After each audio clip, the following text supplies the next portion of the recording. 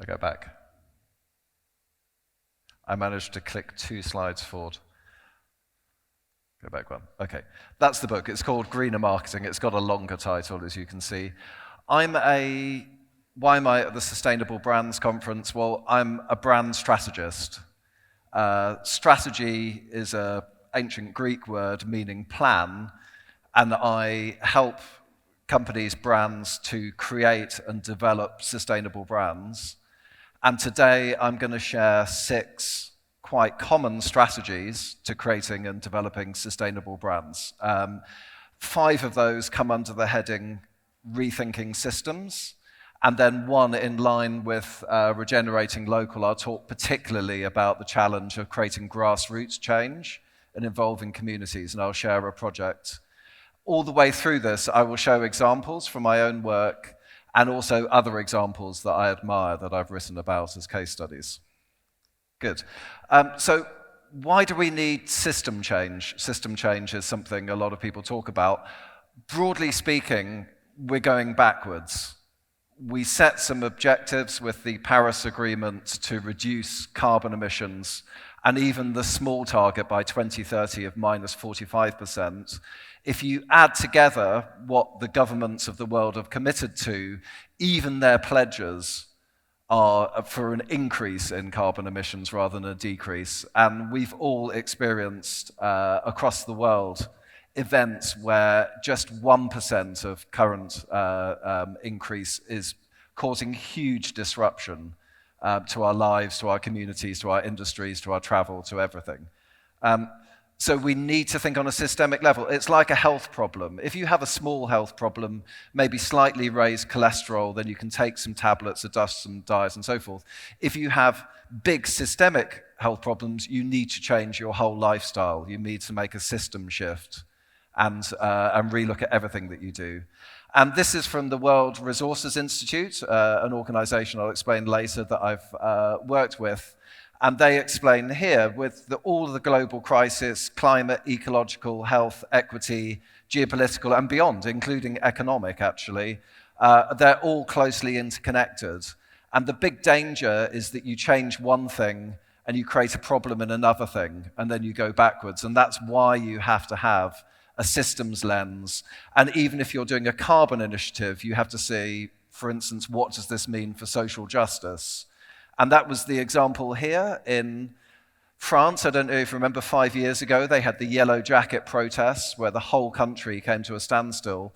That was the result of a very positive carbon tax. But the problem was that the carbon tax was on fuel and it disproportionately hurt poor people. And it was seen as a huge injustice and caused protests. And then, of course, the progress of government policy and carbon reduction in France goes backwards. This is another example. Because of the energy transition, because we move to electric cars, to renewable energy, we need a huge amount more minerals. So lithium, between 2020 and 2040, we need 4,200%, 42 times more lithium, in order to create those batteries that create those cars that store energy on the grid and so forth. And same with cobalt, graphite, and many other materials.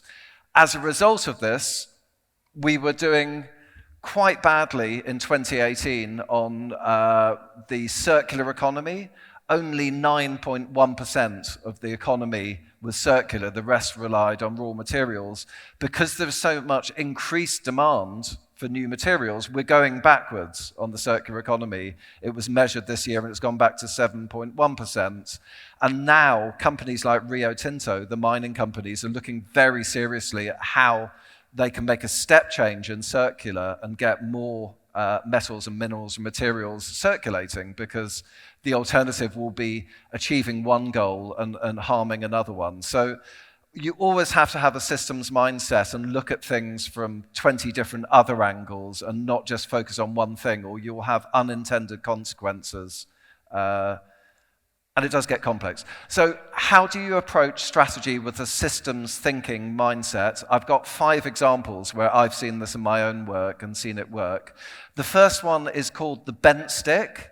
I stole this from a French academic, And he said, look, reality is like a stick that's bent here. If you want it to get it to here, then what you have to do is put it right over here, and then it comes back here. So we have to be really ambitious with the kind of shifts that Thomas was talking about and set huge stretch goals in order to make progress. Because if, in reality, for instance, on carbon, we have to reduce 7% every year, 7 or 8% at the moment. It was 4%, but we've been slow, so now it's 7 or 8%. But if you aim for 7%, you'll achieve 2. You have to aim for 200% and then achieve 10. So, sorry about the very unattractive chart. I took this from, I think, the world's best think tank when it comes to sustainable thinking, and that's Rethinking. And they've produced reports on food, on transport. This is from their report on energy. I had worked on sustainable energy so many times, and we were always aiming for 100% renewable. What their report says is aim for 200% renewable. So aim for a huge overcapacity in renewable energy, much more energy than we use now. The reason is two things. One is you don't have to worry about fluctuation. There is always enough. But then you get into almost unlimited cheap energy, and new industries, for instance, desalination, become economic because the energy is so cheap. So you're stimulating demand. And it's an example of just aiming at something further. So that was a big economic think tank report. A brand example, which I worked on in 2010, IKEA set the goal, one of the first companies in the world to set the goal of being people and planet positive, which is the meaning of regenerative, is to be achieving more good than harm and a net positive result. So regenerative started in regenerative agriculture, where farms are actually capturing carbon rather than emitting it and having multiple positive impacts. Setting this goal changed the landscape. I'd worked already with IKEA for 10 years, but we have to be net positive really forces you to think further outside the box, for instance, on timber, materials, logistics, all of those things, because you're aiming for the moon. You're not aiming for the next town. And it really pushes innovation to be much more ambitious. The second system principle is what I call acupuncture. And these systems are so vast and complex, so it's really important to pinpoint the pressure points where some activity, some action, some marketing can have the most effect on the whole system. And this is the principle I mentioned working with the World Resources Institute. There's a group called PACE. They produce excellent reports, which you can check. They're the platform for accelerating the circular economy, started by the World Economic Forum. A hugely influential company, and their board are Apple, Philips, and so forth. They employ 6 people, and you can tell from that, most of them are researchers, that they don't have the ability to change everything. So what they did before, for the first 3 years, is they produced reports, very good reports, saying, for instance, for consumer electronics, this is what we can do. Here are the 20-point actions that need to happen. Cross-border e-waste was one of their actions. They produced these reports. Everybody nodded, said that's very good. And then 3 years later, they checked, and nothing had changed. None of their 20 actions had happened.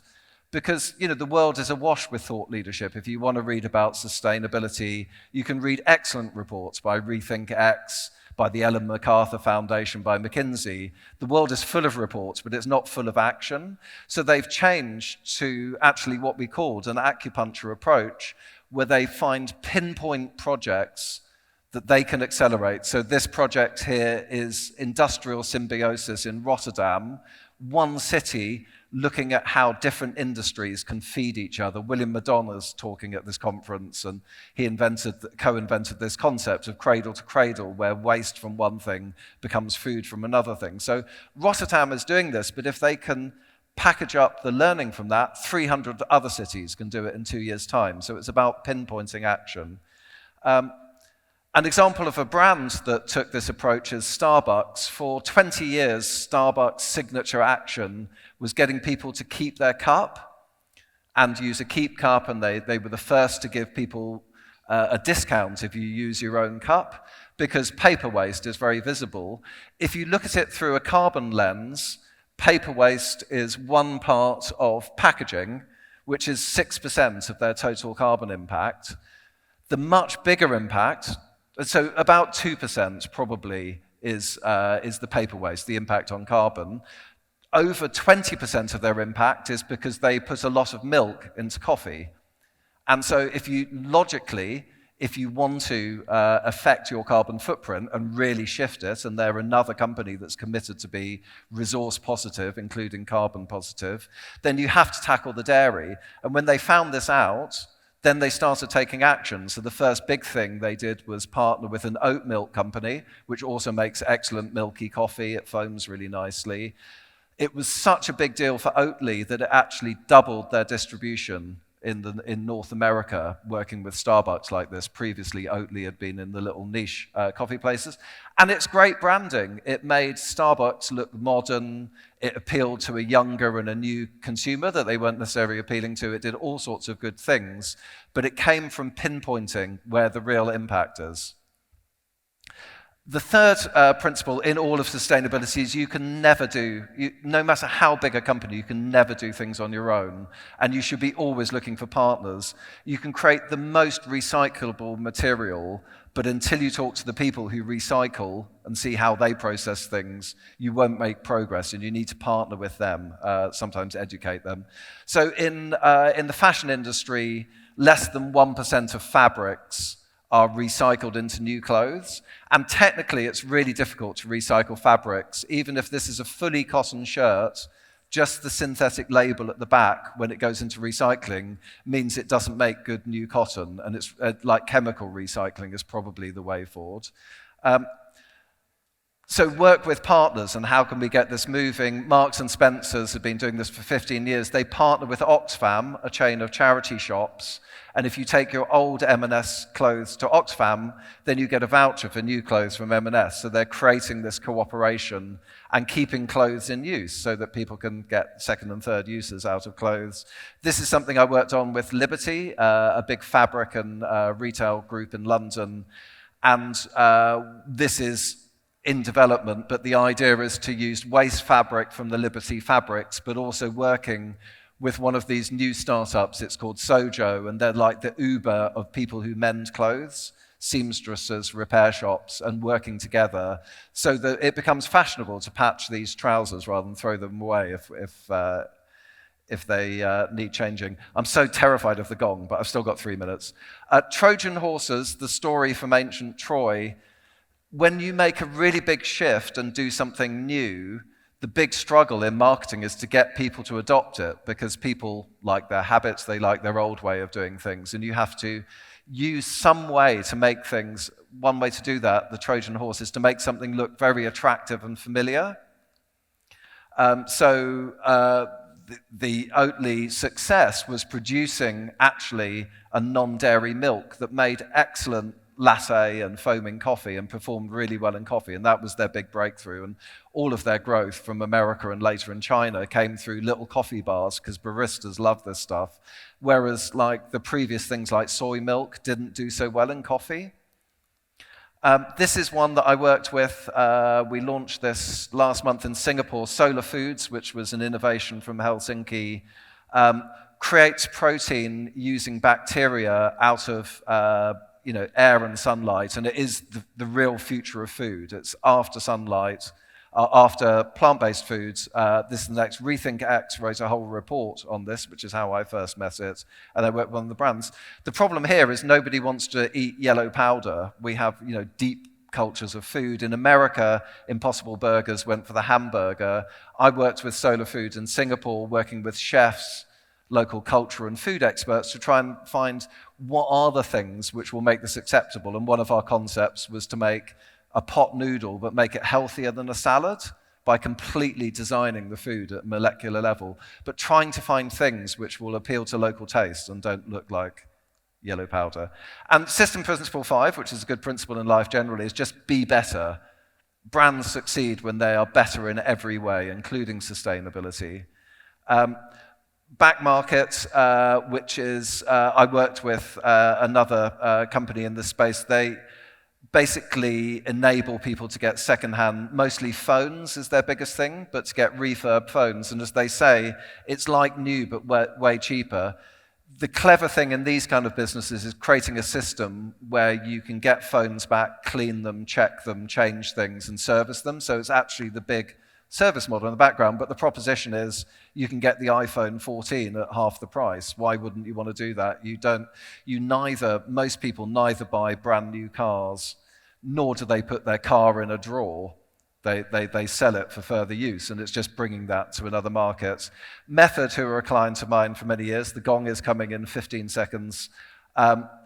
Method created beautifully designed packaging and a beautifully performing product, but their big breakthrough was chemical-free cleaning, and actually more than half of their early customers had kids with allergies, and they were just better, they were just healthier for the home. There it is.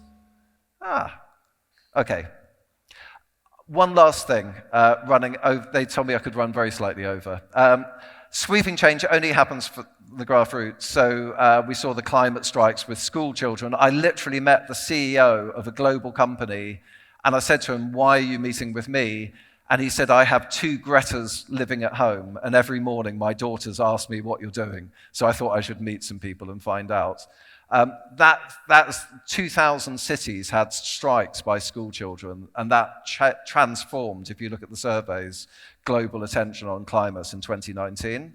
I worked on a project in Africa called Great Green Wall. This has been going for 20 years. It involves 23 countries, and it's an effort to regenerate the Sahel region, to bring back the trees, to replant it, and stop desertification, which, by the way, is the number one thing which is driving refugees. When you see refugees crossing on boats, it's because of this region and desertification and the social impact of that.